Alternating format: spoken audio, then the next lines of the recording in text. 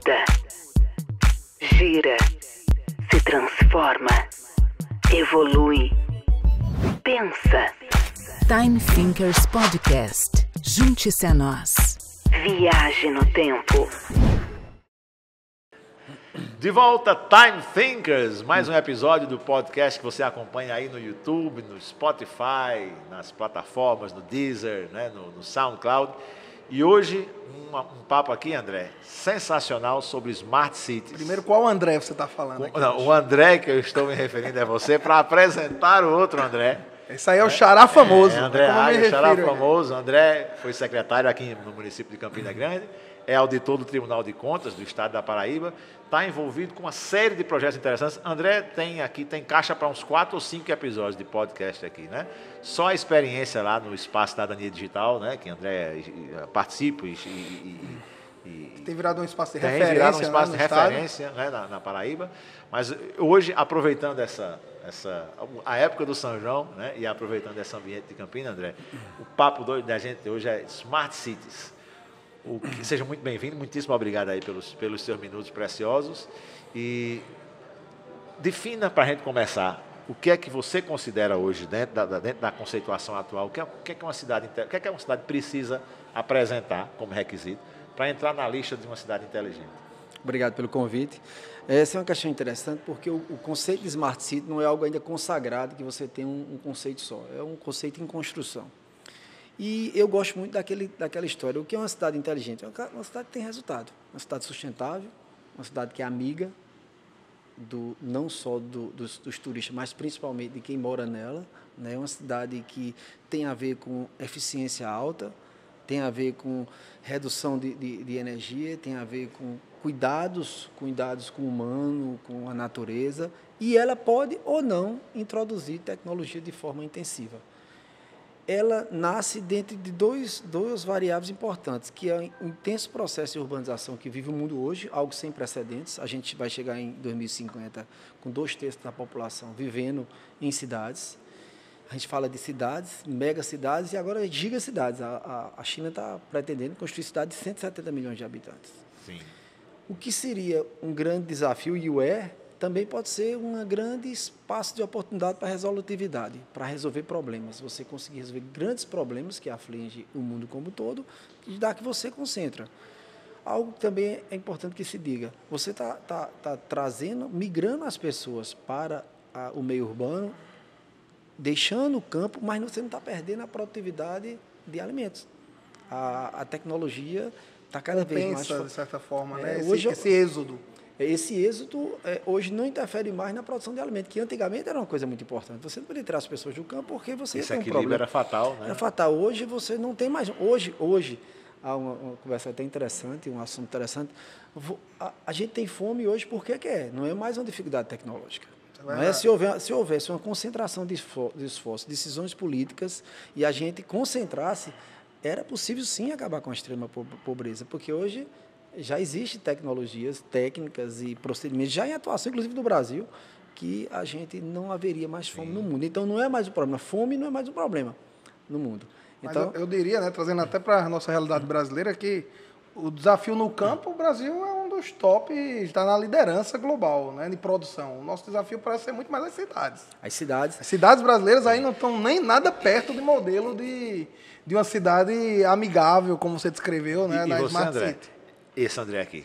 André, você tem a experiência pública, de gestão pública aqui em Campina Grande, envolvido com algumas secretarias, não é uma só, então você tem assim a visão de foco de diversos desafios diferentes e uma visão diferente em termos de orçamento, em termos de órgão, em termos inclusive de alocação, né? Porque aqui você está envolvido com a gestão, Poder Executivo de Campina Grande. O Tribunal de Contas é uma ligação muito mais com o Poder Legislativo, um órgão ligado ao Poder Legislativo, com outra realidade orçamentária, com outra realidade, né? São contextos também diferentes. Quais são os desafios? Porque as duas ordens podem contribuir com cidades inteligentes. O município, uma gestão mais direta, né? E o tribunal, através de outras ferramentas, também pode contribuir para essa construção dessa cidade inteligente. Como é que você avalia, assim, dos dois pontos de vista. Traga a visão aí dos dois lados. Primeiro, assim, só continuando, a gente não pode trazer tecnologia para uma cidade que está mal planejada, mal dividida, com plano diretor ineficiente, sem o sistema de mobilidade urbana funcionando. A gente está assistindo Campina Grande, João Pessoa, Recife, Natal, numa situação ainda mais séria. A gente está com sistemas de mobilidade falindo, sistema de transporte público estão falindo em todas as cidades. A gente tem um problema de segurança sério ainda, a gente tem um problema de iluminação pública, a gente tem um problema de atenção básica, de você precisar interferir e fazer mensurações melhores, ou seja, a eficiência dos serviços das cidades estão carentes. Então, simplesmente chegar com tecnologia, a tecnologia não é mágica, né? Você vai ter que repensar as cidades dentro do novo conceito de novo urbanismo. A gente tem que deixar aquelas cidades... Antigamente a gente pensava, se você vê as cidades hoje, Brasília é um exemplo, é uma cidade para bater foto de avião, não é uma cidade para se morar, para se viver. Então, precisa se reconstruir, se redesenhar. Então, qual é a vantagem? Você vai usar agora a tecnologia, junto com essa nova concepção de você fazer bairros autossuficientes. Você não pode pensar mais em estratificar um bairro para determinada, para comércio, um bairro para estudo, um bairro para morar. Não, você tem que criar ambientes de vivência que o deslocamento seja o mínimo possível. Você está propondo um novo zoneamento urbano, é isso? Um zoneamento dentro de um conceito de novo urbanismo, que você, dentro das regiões, você não estratifica mais tanto, você vai poder viver dentro daquele raio de ação. As soluções para as pessoas estão dentro de um raio do seu menor. Ambiente que não precisa se deslocar, tanto para empregabilidade, como para lazer, como para educação, como para suas compras. Se você precisa se deslocar menos, você gasta menos energia, você gasta menos dispêndio do ponto de vista do seu dia a dia e você termina fazendo uma cidade ser mais eficiente. Aí entra a tecnologia, porque se você consegue começar a desenhar a cidade nesse sentido, você vai ter possibilidades, e aí através de sensores, de algoritmos, de você mensurar cada aplicação de política pública. Essa é a vantagem da Smart City, é que você vai aplicar uma política pública planejada dentro de um novo conceito, mas você vai ter uma mensuração automática, e você já vai ter uma velocidade de resposta. Exemplo simples, você implanta um novo sistema de, vamos dizer, linha exclusiva de ônibus na Floriano Peixoto, e eu quero medir como é que está sendo o tráfego, como é que está a capacidade de deslocamento, como é que estão as calçadas. Eu consigo hoje, com sensores, ter essa visão sem contratar nenhuma empresa para fazer avaliação, aquelas pesquisas de campo. Você faz em tempo real. Você pode verificar hoje, por exemplo, como é que está a segurança. A Campina hoje tem aproximadamente 38 câmaras. A ideia era a gente trabalhar com 300. Você imagina Campina com 300 câmaras, João Pessoa com 600. Você teria um controle completo do trânsito e da segurança pública. Então, assim, quando você começa a somar os dispositivos dialogando entre si, aí usando a internet das coisas, e algoritmos capazes de fazer leituras de eficiência, aí você vai se aliar a quê? A um sistema de Tribunal de Contas que vai mensurar também sob o olhar de legalidade e de eficiência e capacitando aí o cidadão para empoderar do ponto de vista de cidadania digital, aí você cria vamos chamar assim, uma trilogia da eficiência. Controle social eficiente, com cidadão empoderado, política pública mensurada em tempo real, com dispositivos, tá certo? E a cidade, do ponto de vista privado, também funcionando dentro do ponto de vista de eficiência. Porque esse zoneamento que aqui André se referiu, é um zoneamento, não é uma preocupação muito recente de metrópoles. Metrópoles já tinha essa preocupação com o zoneamento, mas parece que o contexto tecnológico não permitia esse grau de eficiência da trilogia, né, que André mencionou. Que agora não só possibilitou essas cidades grandes fazer uso disso, mas a cidade de médio porte também, de entrar nessa zona de aproveitamento. Lembra que o zoneamento, você vai ali e fala, vamos fazer as áreas industriais, as áreas de comércio, as áreas de moradia, as áreas de centro de cidade, por exemplo. Havia um conceito da década de 80 que você deveria retirar, fazer o centro administrativo afastado para você induzir uma nova onda de crescimento. Qual que era o resultado disso? Os centros históricos, que estão patrimônio histórico, os sítios históricos, esvaziavam e arruínas. Nós temos um exemplo de João Pessoa, que não era para ter tirado, como iam tirar agora, inclusive, a Assembleia. Era outro erro grave, porque se você tira ali, desfaz a utilização daqueles prédios, você tira o quê? Tira a manutenção e tira o quê? A vida do lugar. Smart occupation, né? Exatamente. Você tem que ter um smart occupation, uma ocupação inteligente, você tem que ter smart indicadores inteligentes também, você também tem que criar indicadores inteligentes, porque aí tem um detalhe, que a gente está olhando o lado positivo, né? Você criar uma governança algorítmica, com mensuração em tempo real, e as coisas funcionando, e você medindo tudo e dando resposta à execução de política pública. Mas aí você vai perder em privacidade, você vai desumanizar as decisões. Tem um trade-off, né? Tem um trade-off aí. Então, assim, hoje a gente precisa, de verdade, não só reorganizar as cidades, introduzir os conceitos de Smart City, mas a gente precisa também humanizar as governanças algorítmicas. Mas aí me vem uma curiosidade de tudo que você está me trazendo aí. Me parece que você está me vendendo aqui a ideia de que a Smart City depende muito da Data Analytics, né? Depende muito da questão da leitura dos dados, da captação desses dados e, de certa forma, também na questão do tratamento desses dados. E eu perguntaria, pela sua própria experiência dentro do poder público, nós temos um poder público com profissionais preparados para isso? A gente tem o que a gente chama ilhas de excelências. Se você olhar aqui hoje, por exemplo, a gente não precisa sair da Paraíba hoje para desenvolver nenhuma ferramenta. Por exemplo, a experiência nossa de modelo de negócio do tribunal, a gente faz com o FCG e o UFPB. Tá certo? E é possível também usar o EPB, porque nós temos aqui o NUTS. São os parceiros de São desenvolvimento parceiros, do TCE você não hoje. precisa sair. Hoje são os 3 parceiros. Que tem apresentado, me permita, André, ferramentas que têm se destacado no Brasil e também para fora. Fantástico. Né? Robôs o sucesso virtuais. agora do Compra Certa. Preço da hora. Preço da hora. Preço da hora foi lançado hoje, aí robô tubalina, robô assistente. São ferramentas que você pode usar. É possível sim. Agora, em larga escala, vai precisar de um nível de compreensão, porque você não pode deixar também um algoritmo por si só, tomou uma decisão e você não ter alguém com sensibilidade para dialogar com a decisão do algoritmo. Uma revisão humana, pelo menos. Uma revisão humana, né? E outra coisa, quem vai fazer o algoritmo? E se o algoritmo for feito ou a tecnologia for introduzida em um sistema que já está assim, contaminado do ponto de vista de gerar desigualdades, você vê que Campina Grande tem, a maioria das regiões tem uma renda abaixo de 1 e 2 salários mínimos. Então, a tecnologia é também, do jeito que ela é capaz de provocar prosperidades e ondas de abundância, ela é capaz de intensificar a desigualdade.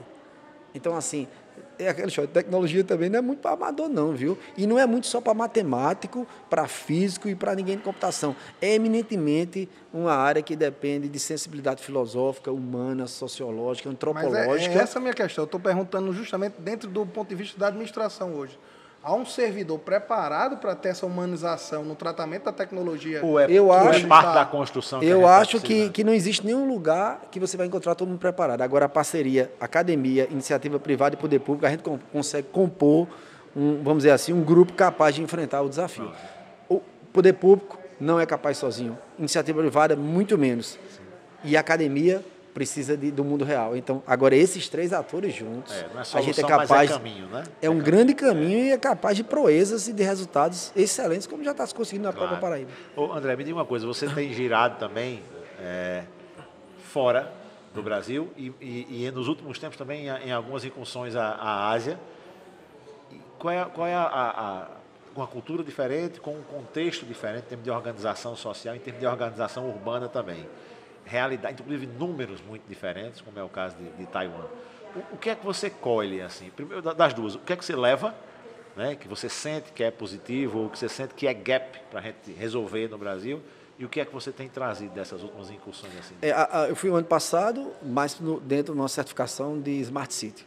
E aí, o que a gente viu que é interessante, que muitas das coisas estão se fazendo, por exemplo, em Taiwan, que é um lugar menor do que a Paraíba, uma ilha menor do que a Paraíba, com 23 milhões de habitantes. Então, coisas como, por exemplo, não produção de lixo é questão estratégica de lá, não é? Economia verde. Então, existe assim, uso de tecnologia, mas, por exemplo, a cidade, talvez uma das melhores smart cities do Brasil hoje, do mundo hoje, desculpa, é uma cidade pequenininha do Japão que adotou o conceito de zero produção de lixo, sem usar nenhuma tecnologia. Por isso que eu digo, a smart city também é chegar em resultados. O que é possível extrair hoje desses países? Eles focam numa coisa que é fundamental, no público e no privado, eficiência. Isso a gente pode adotar em qualquer lugar. Nós visitamos, na época do Smart City, o sistema de Smart School. Então, escolas que mensuravam a eficiência. Eu achei aulas de alunos de nona série, né? E assim, adolescentes. E a diferença era só uma. Não era em si a tecnologia, porque é possível fazer aqui. Era que toda aula tinha uma mensuração de eficiência, usando Big Data, usando algoritmo. Então, toda aula você botava criatividade para eles usarem e mecanismos que aferiam o resultado dos alunos, do professor e da sala de aula. Competência-chave e a mensuração de mensuração de resultado eficiência. Final, né? Em educação, a gente viu em mobilidade urbana, viu em saúde. Então, assim, focar em eficiência. Quando você foca em eficiência, até a questão da corrupção, você passa a ser uma coisa quase acessória. Eu digo muito, o problema da gestão pública do Brasil não é corrupção. Corrupção é um problema. O problema é ineficiência. Se você consegue criar modelos de mensuração de eficiência em tempo real, desencoraja a corrupção, desencoraja com controle certeza. social, não só desencoraja, porque você não tem como fazer um contrato com alguém que tem que dar tudo dele naquele contrato, se você vai ter que desviar dinheiro. Então, a própria busca por eficiência ela termina por inibir a corrupção. Daí a importância nesse processo de ferramentas de empoderamento do cidadão, né? Desse controle. Né? Exato.